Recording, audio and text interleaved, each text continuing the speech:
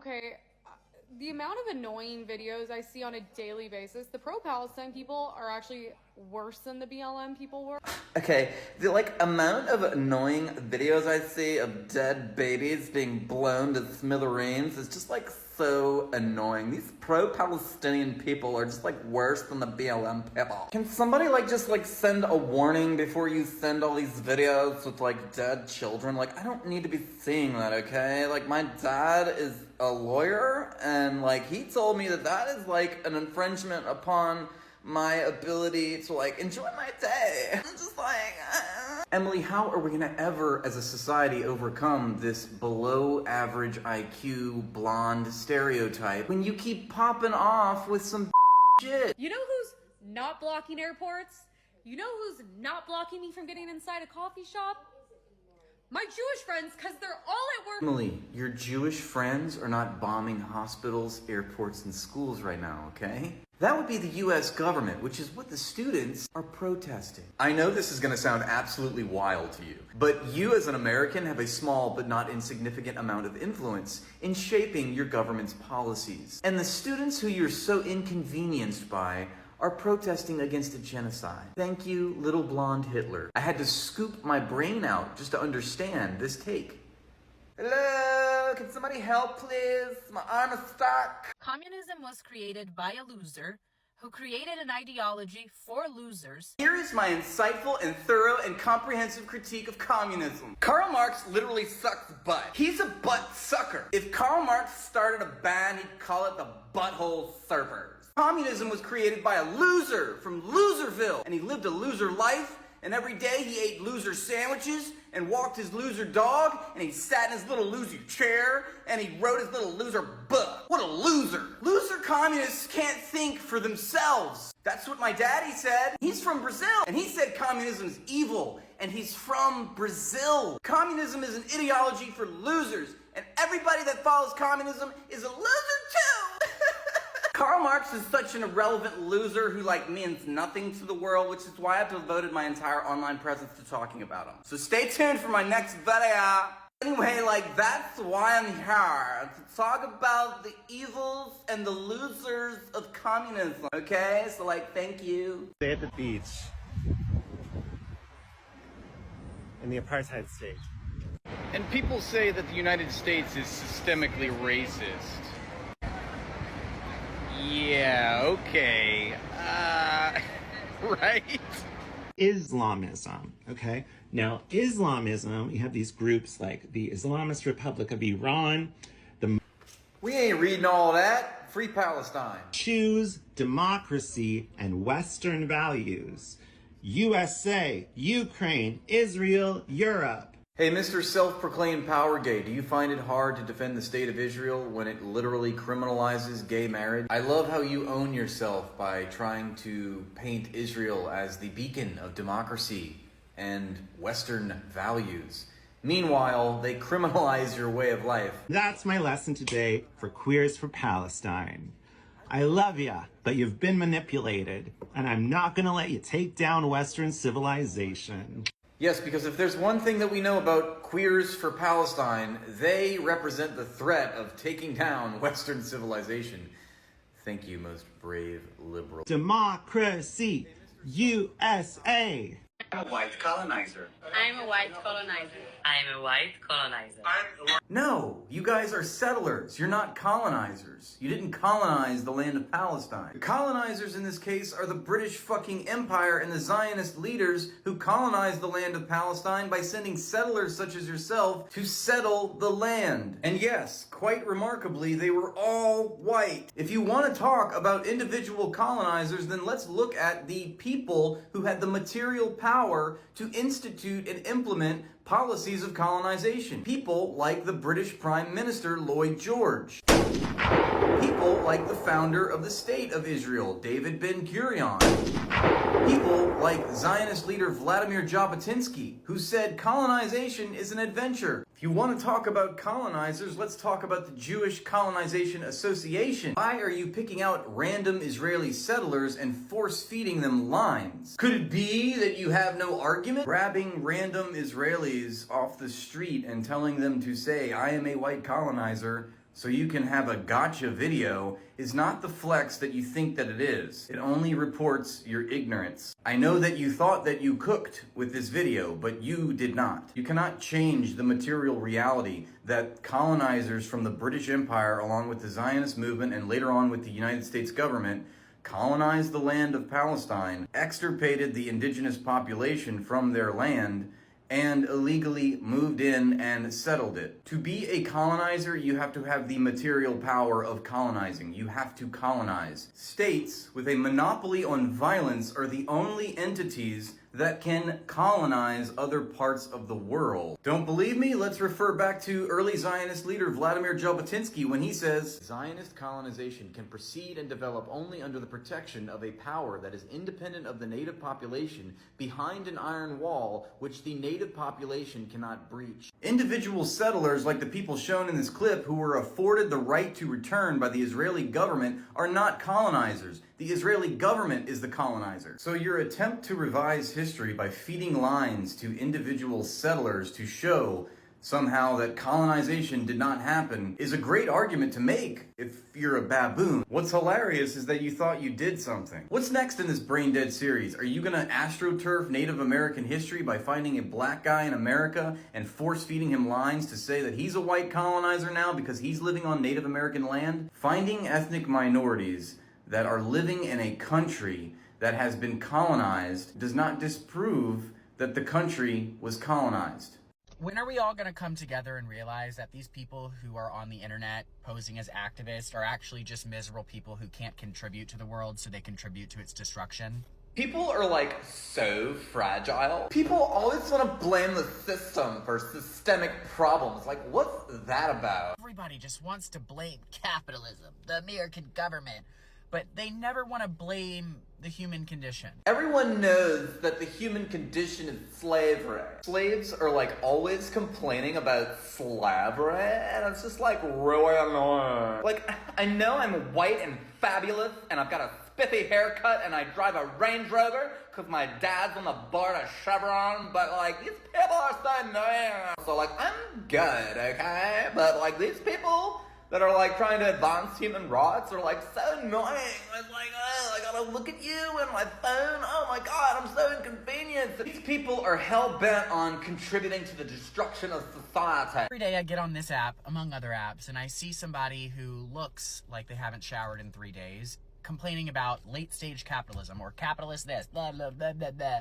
The system is rigged against us. People who look like they haven't showered in like 3 days and like are black are like really, really dirty. And like a lot of them are like living under the bridge, which is so tacky. So tacky to go live under the bridge. Also black people. Like it's so tacky to go live under the bridge in like a tent and be all like dirty. Anyway, do you like my new haircut? Look at that fade. I love getting publicly owned. More boot, please. More boot from the state corporate complex. Yes, Zaddy. More boot, please. Every day I get on this app, among other apps, and I see somebody who looks like they haven't showered in 3 days, complaining about late-stage capitalism, or capitalist this, blah, blah, blah, blah, blah. The system is rigged against us. Every day I log onto this app and I see 18-year-old Republican Twinkies simping for capitalism. But the funny part is that they're workers in the working class who work for a living for a capitalist. And they don't own any capital. They just willfully log on to the internet and self-report their own ignorance about the political economy they live in and the privileged bubble that they live in. Every day I see them defending capitalism with no argument whatsoever except for some faulty, flimsy point about capitalism is when human nature. It's to blame capitalism, the American government, but they never want to blame the human condition.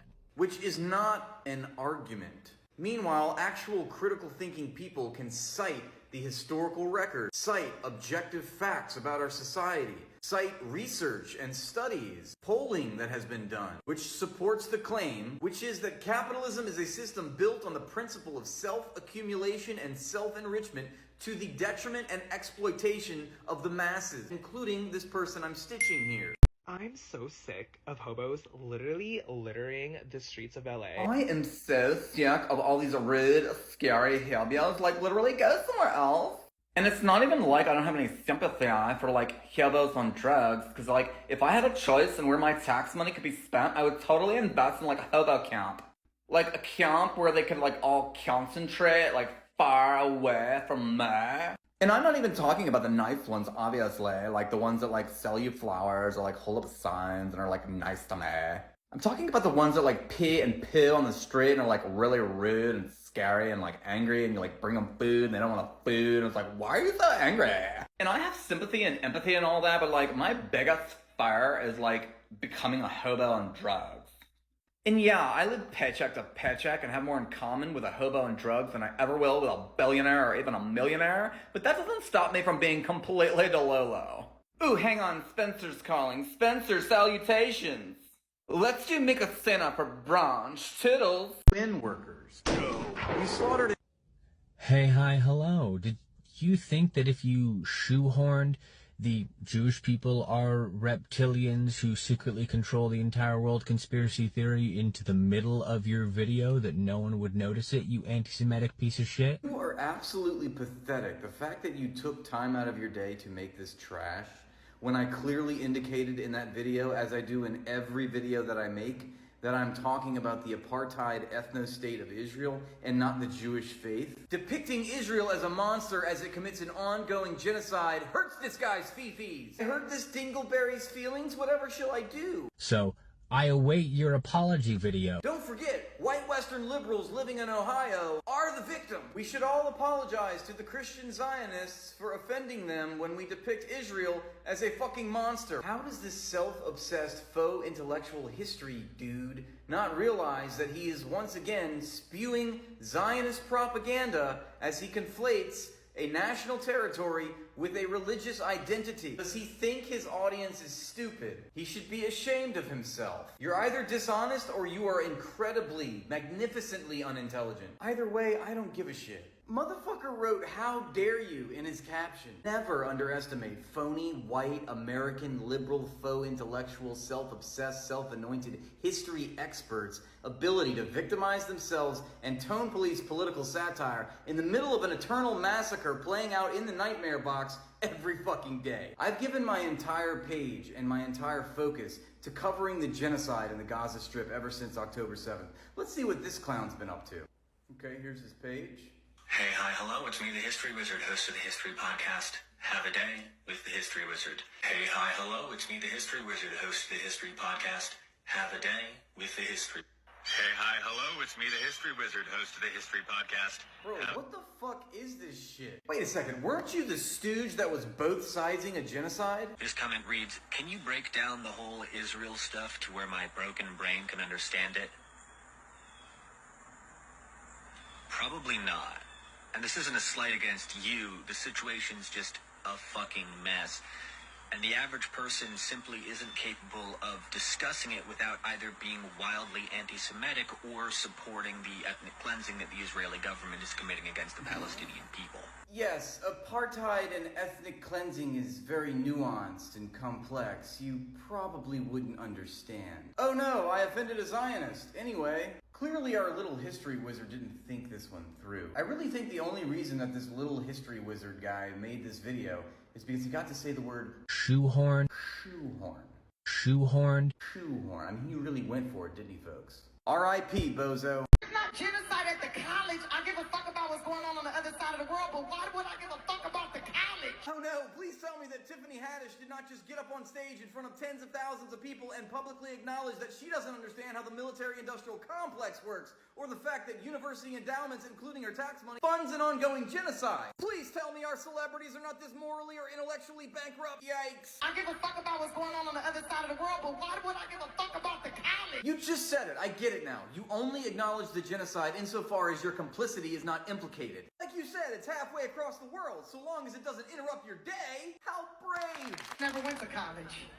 Why would I care? Tiffany, you've never been to Gaza either. What the fuck is your point? Tiffany, let me tell you something that 18-year-olds can grasp, which you, a grown-ass adult, are struggling with. That calling on American institutions to divest in Israel materially affects and helps put an end to the ongoing genocide happening now, which you claim to care about. I give a fuck about what's going on the other side of the world. That's worse, the fact that you acknowledge that there is a genocide, but you refuse to see what is enabling it and making it a material reality. How are you this obtuse? Shut the fuck up. This is the shit I'm talking about. Okay, cool. So you literally don't care, and you'll put more energy into using your public platform in fighting the opposition to genocide. Cool take, bro. Commencement speaker.